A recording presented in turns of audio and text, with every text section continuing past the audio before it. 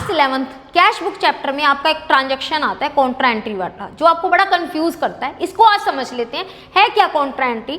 Contra entry में क्या है, या तो आप कैश बैंक में डिपॉजिट करवाओगे या कैश बैंक से विड्रॉ करोगे। ठीक है, जब कैश बैंक में डिपॉजिट कराओगे तो आपकी बैंक एसेट्स क्या हो गई, इंक्रीज हो जाएगी, और कैश एसेट्स क्या हो जाएगी, डिक्रीज हो जाएगी।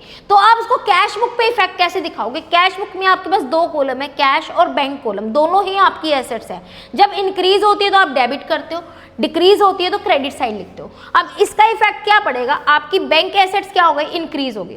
तो बैंक एसेट्स इंक्रीज हो गई तो बैंक के डेबिट साइड कॉलम में आपके आ जाएंगे 10,000, और कैश एसेट्स क्या हो गई, डिक्रीज होगी तो कैश के क्या आ जाएंगे, क्रेडिट साइड आ जाएंगे 10,000। अब पर्टिकुलर कॉलम में क्या लिखोगे, यहाँ बैंक में मनी आई है, कहाँ से आई है, कैश से, तो यहाँ कैश अकाउंट लिखेंगे। कैश डिक्रीज हुआ है, गया कहाँ है, बैंक में, तो यहाँ पे लिखेंगे बैंक। एलएफ में कॉन्ट्रा लिखना मत भूलना। ठीक है, ये आपका हो गया कैश डिपॉजिट इनटू बैंक। इसकी डिफरेंट टर्म्स है, इसका स्क्रीनशॉट लेना। Bank cash paid into bank, इसका मतलब सेम ही है। नेक्स्ट आपका इफेक्ट पड़ता है कॉन्ट्रा एंट्री का, cash withdraw from bank. Bank से जब पैसे निकाल लिए तो इससे क्या होगा, बैंक एसेट्स क्या हो गए, डिक्रीज, कैश एसेट्स क्या हो गए, इंक्रीज। तो सेम वही इफेक्ट, आपकी कैश एसेट्स इंक्रीज हो रही है तो जो एसेट्स इंक्रीज हो रही है उसकी डेबिट साइड दिखा देंगे। कैश इंक्रीज हो गई, कैश के डेबिट कॉलम में दिखा देंगे।